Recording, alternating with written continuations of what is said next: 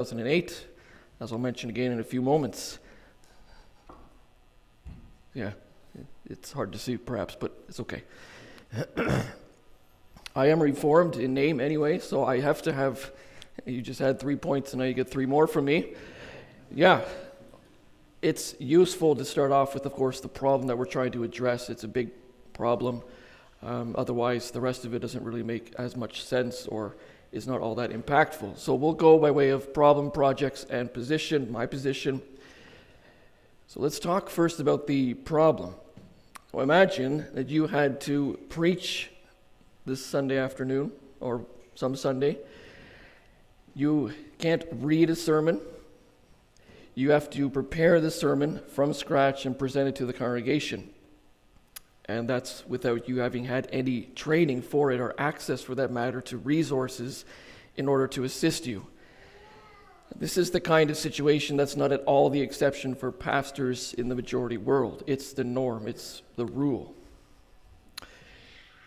100 years ago, most of Christianity was in the global north. That's the blue, with Australia tossed in there. Most Christians lived in the north, some 84%. 16% of Christians lived in the global south, Asia, Africa, Latin America, majority world. And then a great shift started happening and has been happening over, the past 100 years or so, such that the majority of Christians, 64% now, live in the south, the global south.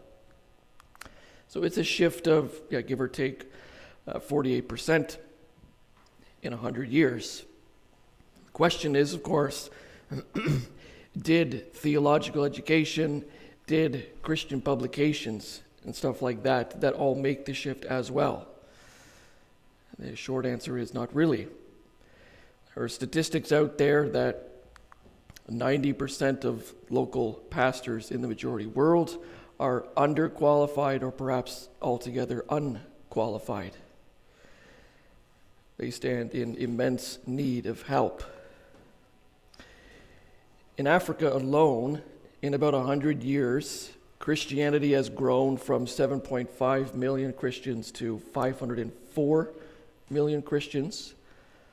So I'm no mathematician, but if you conservatively do the math, that lands you in the ballpark of how many converts a day? 10 grand.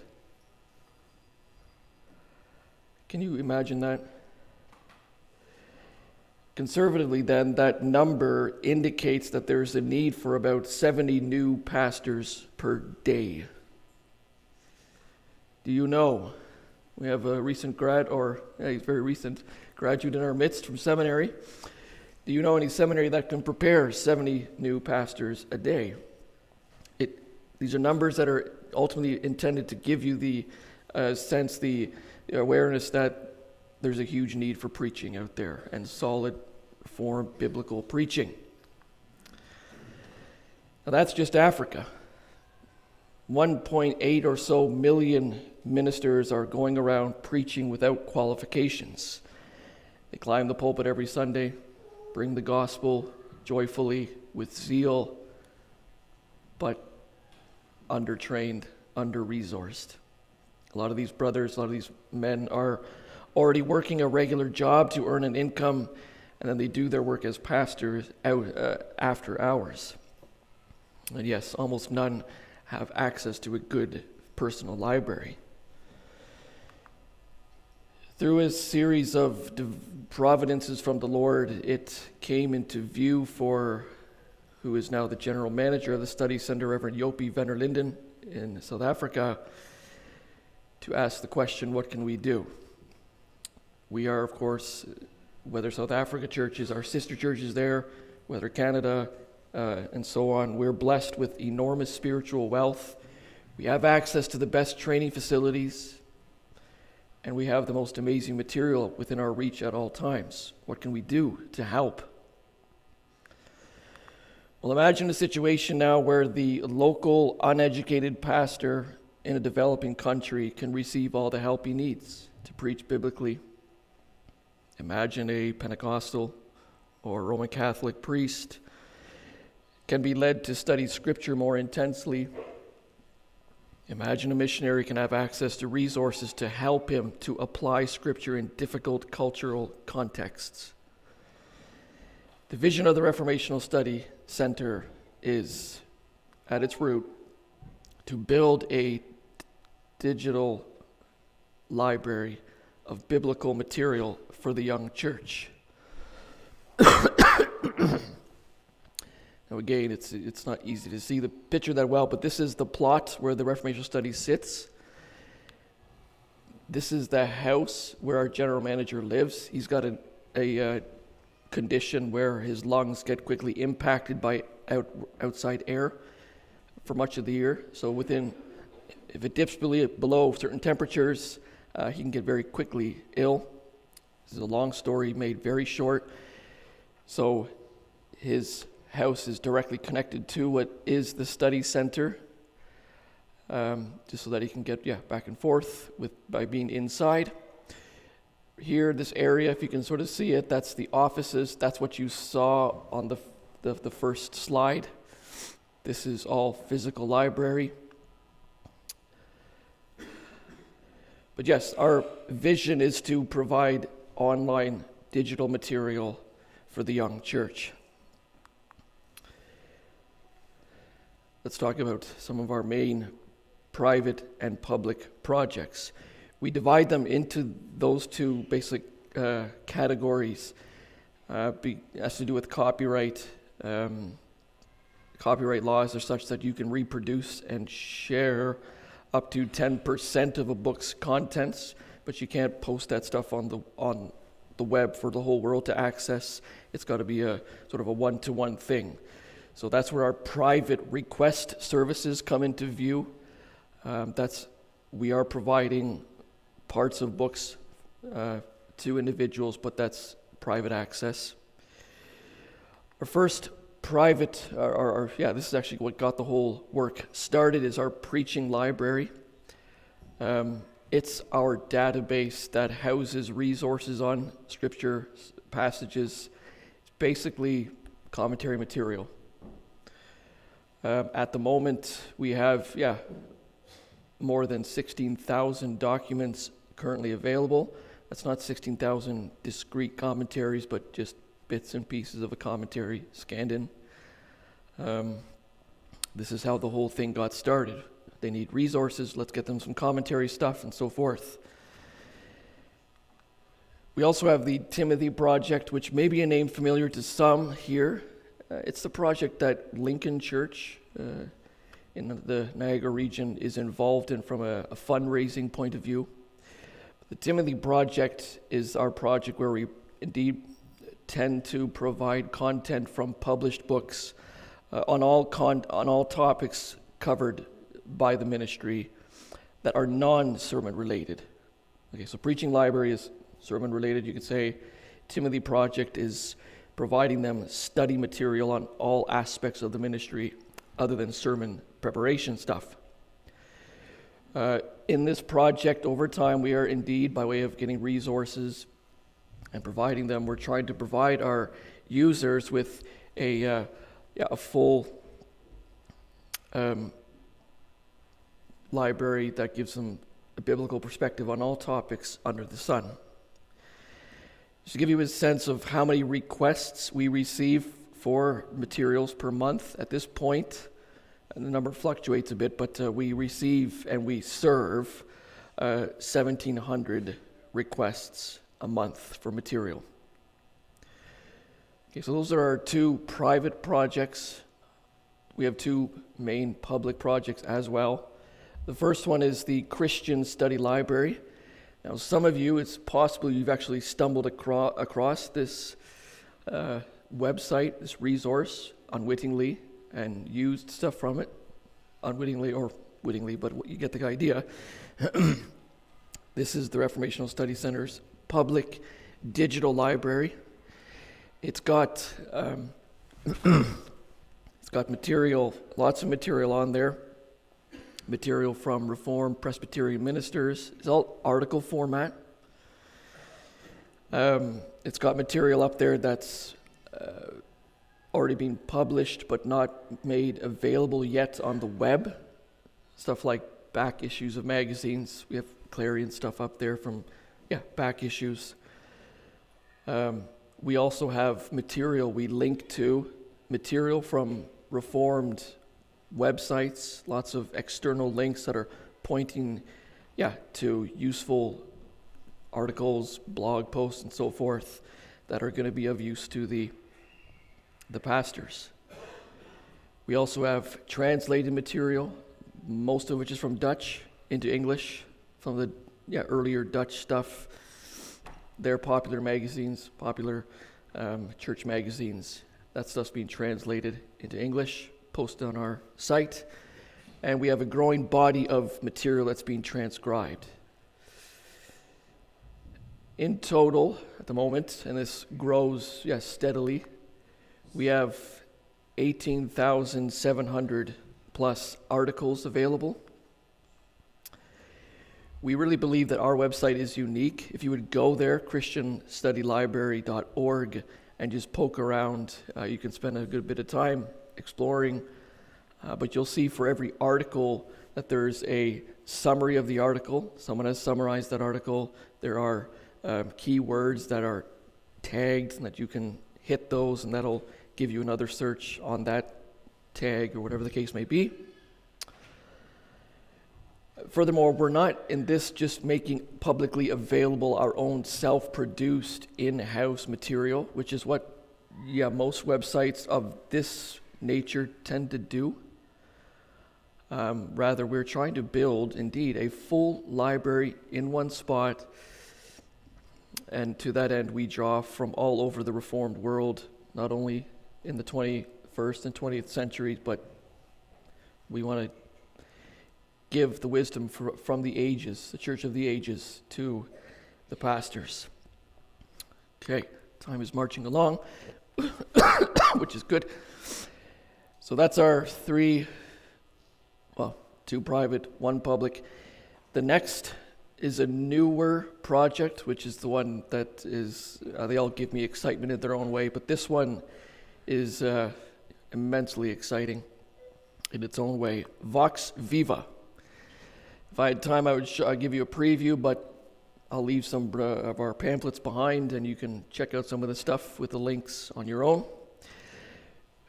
In our years of working with the pastors, we've come to see that it's important that our help is very concrete, while still giving the pastor the responsibility of making his own sermon. We realized that we had to find material that's simple but extensive. And when you, of course, look at commentaries, you tend to get a commentary that's one or the other. Simple, but not all that detailed. Extensive, but not in simple, straightforward language. We're trying to put the two together in our work.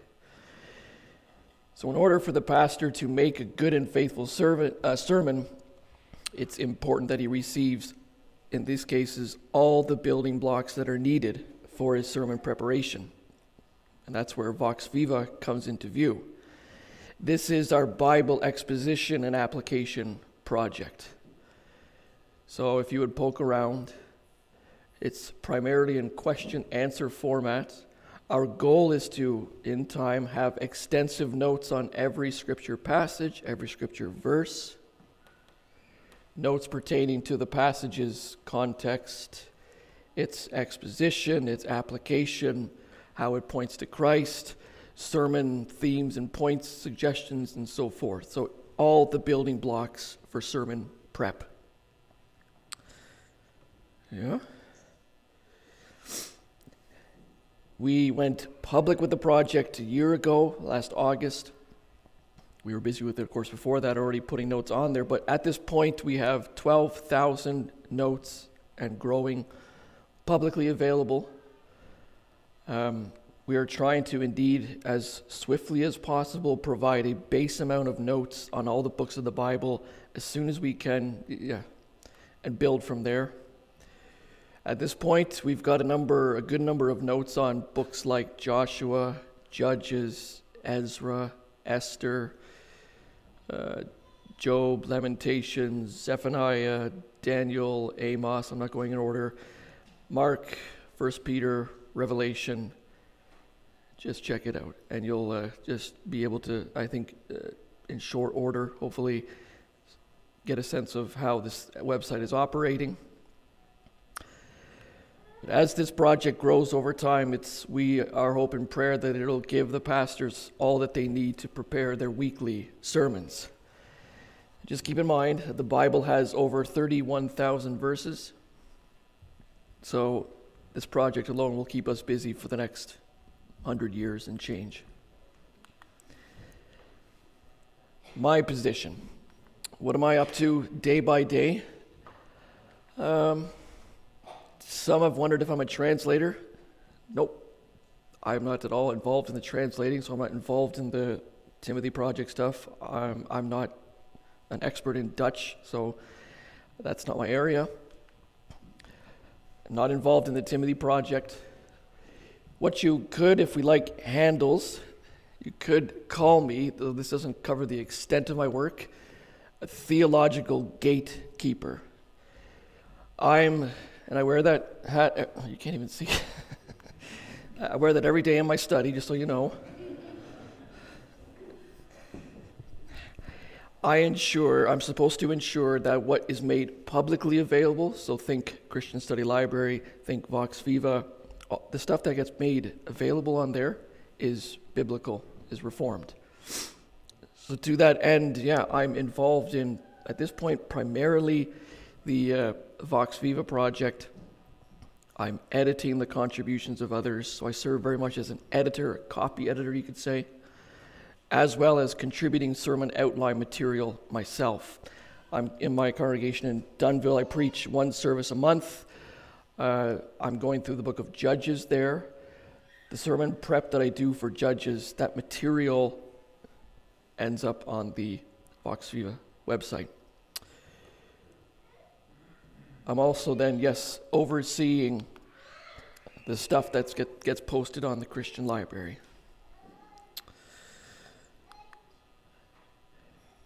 What's the reach of our work? You can measure, of course, on websites how many people or how many separate, unique visitors are there. We're not, by and large, doing that at this point. It's not really always the most, it's some use. We could do it, but we're not. We are helping, we're measuring this number comes more from, the direct contact that we have, the amount of people that are on our database that are asking for private resources and the like. We're currently helping 12,000 pastors in over 70 developing countries, Asia and Africa. And that covers a spectrum of Reformed, what we would call Reformed, Seventh-day Adventists, Catholics, Baptists, Charismatics. It is indeed the whole gamut. We have a modest staff, 20. Our volunteer base is much bigger, and we're always extremely grateful for the work that they do, greater or lesser, as the case may be. These volunteers, the staff for that matter, are sort of spread throughout the world. It's the beauty of the work. You can do it online. This is a quick, as time is moving on me, getting very close to my time up, and I'm getting close to the end here. This is a volunteer pitch, you could say. We need those kinds of individuals, people who have experience with editing or desire to edit or whatever, translators, transcribers, we got lots of stuff to transcribe. Transcribe, just so you're with me, I think some may not know what that is listening to audio and turning the audio into a transcript. We need admin, we need IT guys. Any of you young guys looking for a career in IT? Come talk. Our projects are all online. The two pillars of the organization, as we sometimes say, are theology and IT. You decide which one's more important, but they're both important. So yes, we live in an exciting time. There's lots of opportunity for help in that respect. Financial support, always appreciate the generosity of people who give. Again, if you're interested in just support whenever you like. You just send it to Dunville in this case. The information they say is on the back of the pamphlet there. But yes, we need volunteers. Yes, we need financial support. But above all, we need your prayers, because it's the Lord who opens doors for the spreading of the gospel, and He's also the one who then instills that desire in people to study the Word, to preach that Word. We have to be on our hands and knees, and we are as an organization, but we need the prayers of the saints to wrestle before the Lord for the spread of the work, for people to come to us, those who need help but don't know about us. So, and I think I can leave it at that call for prayer. And thank you very much for your time. I'm willing to take some questions.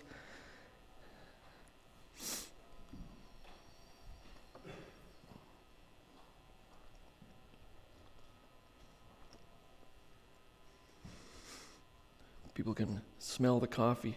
Maybe it's not here, but you know it's there somewhere at home. It's okay. Thanks very much.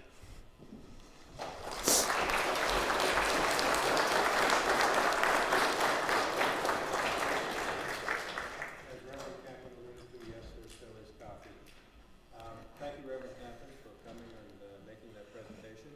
It's quite staggering when you hear all the numbers, and when you consider that you're working with as many pastors, it almost equals the total number of members in 24 churches in Canada. So that's quite astounding when you think about those numbers. So the need obviously is great. We're very thankful that you could come and talk to us about it and put that on our hearts as well. Do you have a lot of pamphlets or just? Yeah, about 20, 25. Okay, so if you'd like one, help yourself. Let's offer a word of prayer for a moment.